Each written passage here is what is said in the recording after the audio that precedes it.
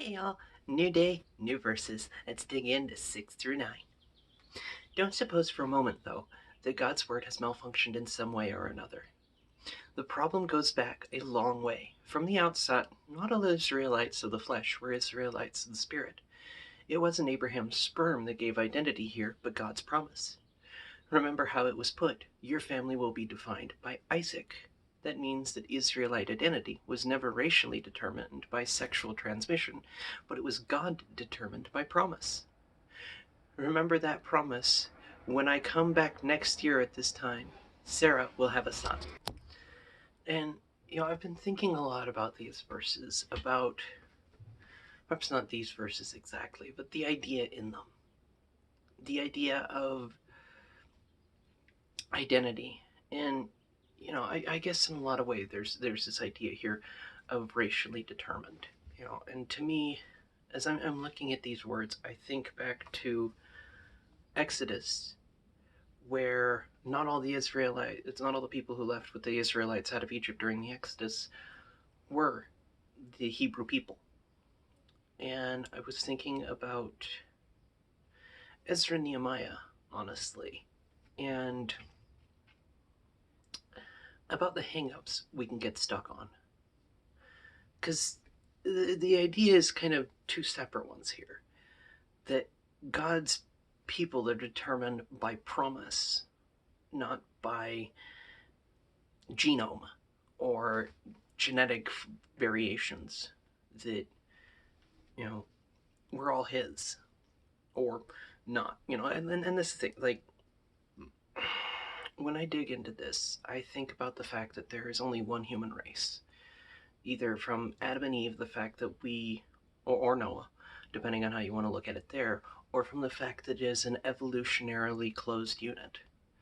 So we all developed here, which means getting bogged down in this idea of perpetuating hate because of differences is just perpetuating the largest sibling rivalry in the history of existence. It seems a bit of a moot point to me, to be honest. But I was thinking about what that looks like biblically then. What the idea of race looks like biblically. Because there's one human race, we're all His creation. In His image He created them. Man and woman, He created them. So we are made in His image. But it stands to me then that it breaks down in the idea of those who don't follow Jesus and those who do follow Jesus. Those who don't follow after the path of the first Adam, the human way, if you will, and those who follow after the new Adam, Jesus, follow after the kingdom way. And it strikes me that if there's any division whatsoever, that would be it. And I'll play it from a different angle. I'll play it from two kind of angles here to prove my point. On one side of things, you have the bloodline of Jesus that's listed in Matthew. And a lot of these women are in the Old Testament.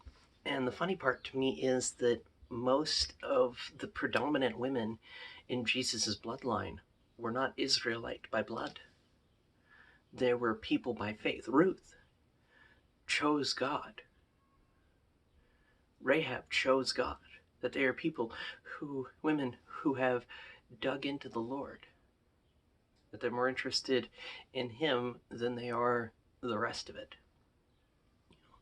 And going the other direction, Ezra.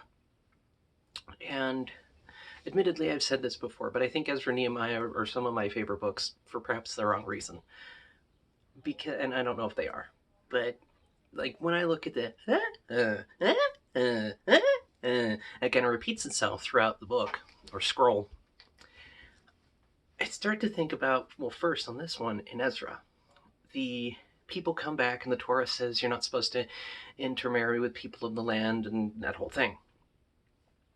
But in order to fulfill that commandment, they make a decree for the married men of Israel to divorce their wives, some of which have kids, which means in following the letter of one, they miss the spirit of the others.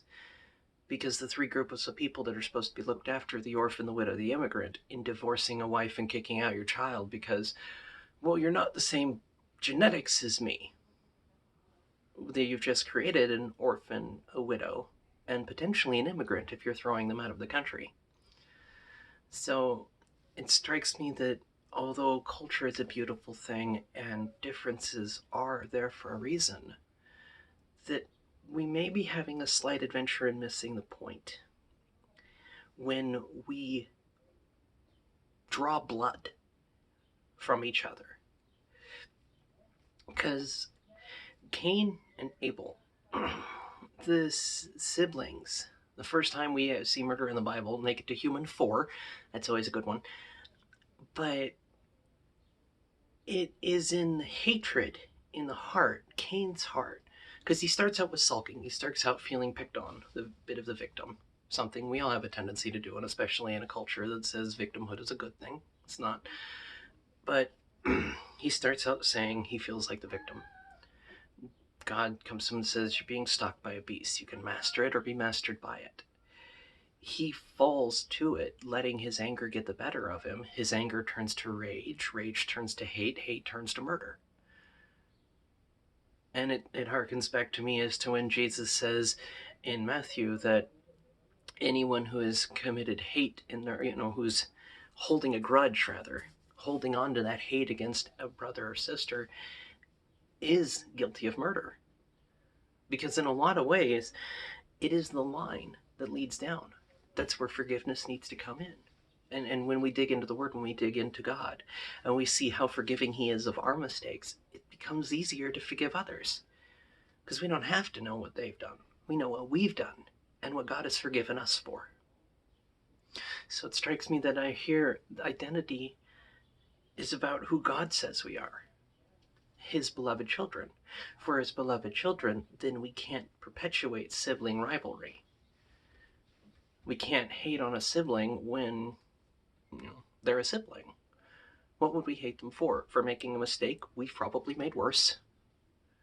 And in God's eyes, sin is sin, so we really can't be judging. Plus the whole judge not lest ye be judged. So it seems to me that the Word, just through a process of following it, is to forgive. Mercy. And it goes to the idea where Jesus says, if you understood this, that I prefer mercy, not sacrifice. Because, and even there, in continuing Matthew, if you have a problem with a brother and you remember it at the altar, leave your offering, go to your brother, make amends, and then come back to your offering. Which means it's about forgiveness and setting things right. It's about connecting to each other. Not based on what we call identity, but based on who God calls each of us.